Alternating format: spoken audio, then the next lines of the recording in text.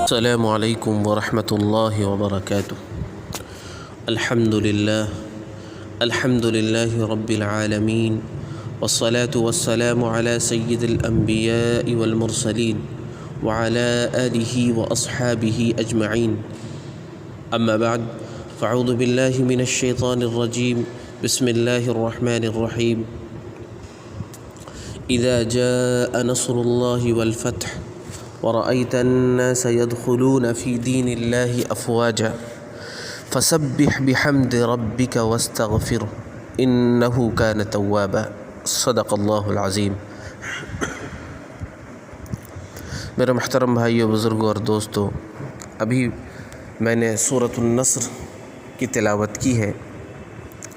اللہ فرماتے ہیں اذا جاء نصر اللہ والفتح، جب اللہ کی مدد اور فتح آ جائے، وَرَأَيْتَ النَّاسَ يَدْخُلُونَ فِي دِينِ اللَّهِ أَفْوَاجًا، آپ لوگوں کو اللہ کے دین میں جوق در جوق داخل ہوتا دیکھ لیں۔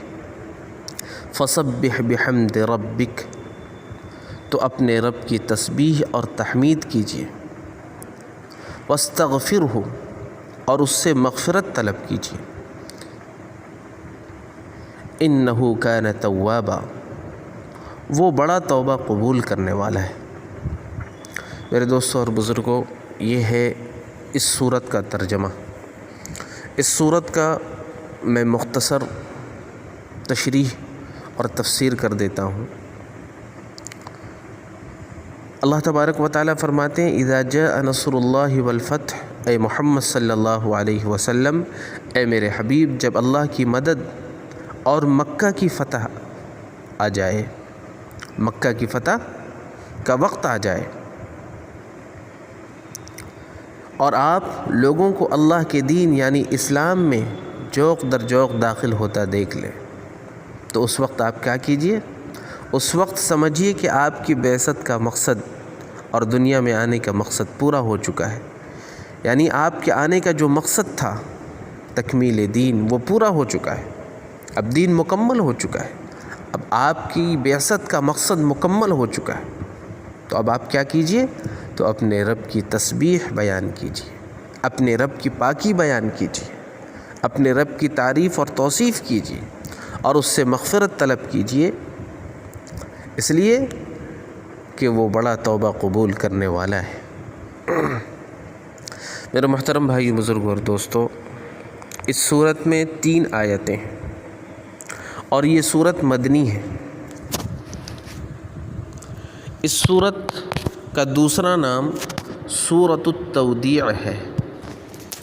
اس سورت کا دوسرا نام سورۃ التودیع ہے۔ تودیع کے معنی کسی کو رخصت کرنے کے ہیں۔ تودیع کے معنی کسی کو رخصت کرنے کے ہیں۔ اس صورت میں چونکہ آپ کی وفات قریب ہونے کی طرف اشارہ ہے، کہ آپ کی وفات قریب ہے، اس کی طرف اس صورت میں اشارہ ہے، اس لیے اس کو سورۃ التودیع بھی کہا جاتا ہے۔ یعنی اس صورت کا ایک نام تو سورۃ النصر ہے جو مشہور ہے، اور اس صورت کا ایک نام سورۃ التودیع ہے۔ مسلم شریف میں ہے کہ حضرت عبداللہ ابن عباس سے مروی ہے کہ سورہ نصر قرآن کی آخری صورت ہے۔ کیا مطلب؟ مطلب یہ ہے کہ اس کے بعد کوئی مکمل صورت نازل نہیں ہوئی، جیسا کہ میں نے اپنے پہلے سبق میں کہا تھا کہ سورہ فاتحہ مکمل نازل ہونے والی پہلی صورت ہے۔ قرآن میں 114 صورتیں ہیں، اور سورہ فاتحہ وہ صورت ہے جو قرآن میں سب سے پہلے مکمل نازل ہوئی۔ کوئی بھی صورت پورے قرآن میں مکمل نازل نہیں ہوئی، مکمل جو صورت نازل ہوئی وہ سورہ فاتحہ نازل ہوئی ہے۔ 114 صورتوں میں یہ سب سے پہلے مکمل صورت نازل ہوئی۔ حالانکہ سب سے پہلے جو آیتیں نازل ہوئی ہیں آپ صلی اللہ علیہ وسلم پر، وہ سورہ علق کی ابتدائی آیات ہیں۔ تو سب سے پہلے اللہ کے حبیب پہ جو وحی کا نزول ہوا ہے اور قرآن کی آیتیں اتری ہے، وہ سورہ علق کی ابتدائی آیت ہے۔ یعنی مکمل صورت سب سے پہلے وحی میں نازل نہیں ہوئی، بلکہ سورہ علق کی چند آیتیں نازل ہوئی، لیکن مکمل صورت نازل نہیں ہوئی تھی۔ مکمل صورت سب سے پہلے سورہ فاتحہ نازل ہوئی۔ اگر یہ کہا جائے کہ قرآن میں سب سے پہلے کون سی آیت نازل ہوئی تو جواب ہوگا اقرأ بسم ربک الذی خلق۔ اور اگر یہ کہا جائے کہ قرآن میں سب سے پہلے مکمل صورت کون نازل ہوئی تو کہا جائے گا سورۃ الفاتحہ۔ اور کہا جائے کہ سب سے آخری صورت کون سی نازل ہوئی تو جواب ہوگا سورہ نصر۔ حالانکہ سورہ نصر کے بعد بھی الیوم اکملت لکم دینکم واتممت یہ آیت نازل ہوئی، لیکن قرآن میں سب سے آخر صورت جو نازل ہونے والی ہے وہ سورۃ النصر ہے، اور اس صورت کا دوسرا نام سورۃ التودیع بھی ہے۔ چنانچہ اللہ نے فرمایا اذا جاء نصر اللہ والفتح، جب اللہ کی مدد آ جائے اور مکہ فتح ہو جائے۔ اس بات پر تمام مفسرین کا اتفاق ہے کہ اس آیت میں فتح سے فتح مکہ مراد ہے، یعنی جب اللہ تبارک و تعالی فرماتے ہیں کہ جب اللہ تبارک و تعالی مکہ کو فتح کر دے، یعنی مکہ فتح ہو جائے۔ آگے فرمایا وَرَأَيْتَ النَّاسَ يَدْخُلُونَ فِي دِينِ اللَّهِ أَفْوَاجًا اِذَا جَاءَ نَصْرُ اللَّهِ وَالْفَتْحِ۔ میں نے بتا دیا کہ نصر سے مراد دشمن پر غلبہ، یعنی جب اللہ تبارک و تعالی کی مدد سے اور نصرت سے تم دشمن پر غالب آ جاؤ، اور مکہ مکرمہ جب آپ کے ہاتھوں میں فتح ہو جائے۔ اور آگے فرمایا وَرَأَيْتَ النَّاسَ يَدْخُلُونَ فِي دِينِ اللَّهِ أَفْوَاجًا، اور جب آپ دیکھ لیں کہ لوگ دین اسلام میں جوق در جوق داخل ہو رہے ہیں، جوق در جوق اسلام قبول کرنے لگے ہیں۔ چنانچہ میرے دوستوں اور بزرگوں، تفسیر کی کتابوں میں لکھا ہے کہ ایسا ہی ہوا جب 8 ہجری میں مکہ فتح ہوا تو مکہ فتح ہونے سے پہلے لوگوں کی بڑی تعداد ایسی تھی جن کو رسول اللہ صلی اللہ علیہ وسلم کی رسالت اور اسلام کی حقانیت پر تقریباً یقین ہو چکا تھا، مگر قریش کے ڈر سے یا کسی تذبذب کی وجہ سے ابھی تک رکے ہوئے تھے، ابھی تک اسلام میں داخل نہیں ہوئے تھے۔ لیکن جیسے ہی مکہ فتح ہوا اب لوگوں کو مکمل یقین ہو چکا تھا کہ آپ سچے نبی ہیں، آپ نے جو دعویٰ کیا ہے وہ دعویٰ سچا ہے اور اسلام سچا مذہب ہے۔ لہٰذا عمان سے، حضر موت سے اور عرب کے دور دراز مقامات سے لوگوں کی بڑی تعداد آنے لگی، اور لوگ آپ کی خدمت میں آ کر مسلمان ہونے لگے۔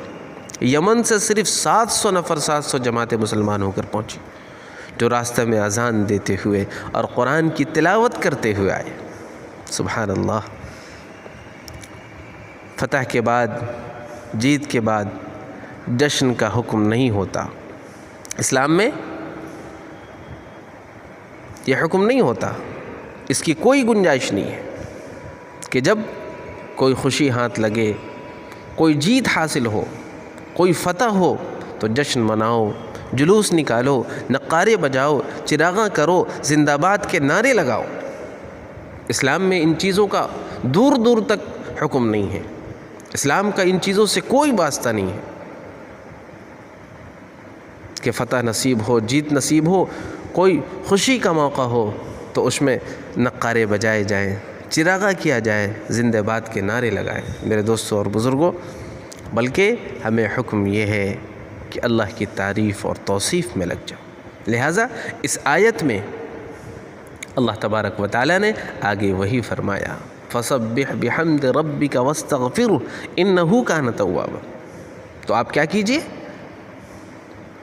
تو اپنے پروردگار کی تسبیح اور پاکی بیان کیجئے اور تعریف کیجئے اور اس سے استغفار طلب کیجئے، وہ بڑا توبہ قبول کرنے والا ہے۔ تو میرے دوستوں اور بزرگوں، ایک طرف تو یہ خوشخبری دی گئی کہ تم دشمن پر غالب آ جاؤ گے، اذا جاء نصر اللہ، کہ تم دشمن پر جب غالب آ جاؤ اور مکہ فتح ہو جائے، تو ایک طرف تو یہ خوشخبری دی گئی کہ تم دشمن پر غالب آ جاؤ گے اور مکہ فتح ہو جائے گا، اور دوسری طرف اس صورت میں اشارہ تھا کہ اب آپ کے جانے کا وقت آ چکا ہے، اب آپ کا مشن پورا ہو چکا ہے، آپ کی بعثت کا مقصد مکمل ہو چکا ہے، اب آپ کو اپنی اصل منزل جنت جانا ہے۔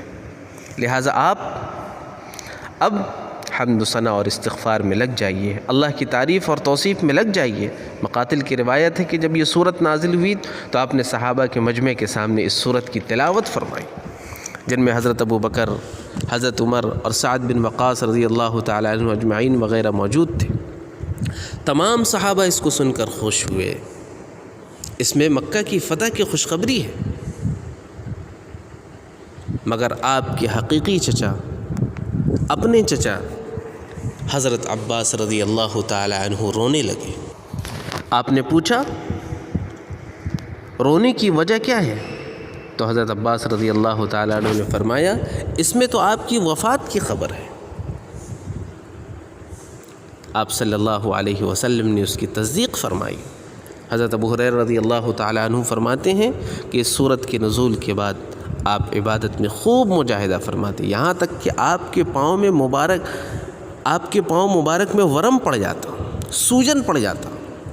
حضرت ام سلمہ فرماتی ہیں کہ اس صورت کی نزول کے بعد آپ اٹھتے بیٹھتے چلتے پھرتے ہمیشہ یہ دعا پڑھتے، سبحان اللہ و بحمدہ استغفر اللہ و اتوب الیہ، اور فرماتے مجھے اس صورت میں اسی کا حکم دیا گیا۔ بخاری کی روایت ہے، حضرت عائشہ فرماتی ہیں کہ اللہ کے حبیب یہ دعا پڑھا کرتے، سبحانک ربنا و بحمدک اللہم اغفر لی۔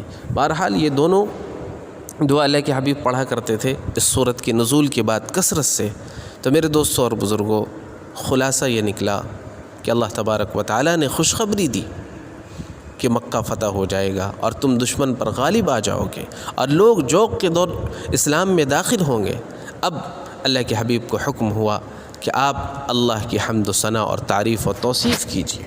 لہٰذا جب اللہ کے حبیب کو حکم ہو رہا ہے جو آپ بخشائے تھے، تو ہمیں اس بات کی کتنی ضرورت ہے کہ ہم اپنے رب سے اپنے گناہوں کی معافی مانگیں، ہم اپنے رب سے توبہ کریں اور خوب رو دھو کر اپنے گناہوں کی اللہ تبارک و تعالیٰ سے معافی مانگیں، گریہ وزاری کریں۔ یہ مبارک مہینہ ہے میرے دوستوں اور بزرگوں، اس کے ایک ایک ساعت کو ہم قیمتی جانیں اور اس میں خوب عبادت میں مجاہدہ کریں، تہجد کی پابندی کریں، نمازوں کی پابندی کریں، روزوں کی پابندی کریں اور قرآن کی تلاوت کی پابندی کریں، ذکر و اذکار کی پابندی کریں۔ اللہ تبارک و تعالیٰ سے دعا فرمائیں کہ اللہ تبارک و تعالیٰ ہمیں کہنے سننے سے زیادہ عمل کی توفیق عطا فرمائے۔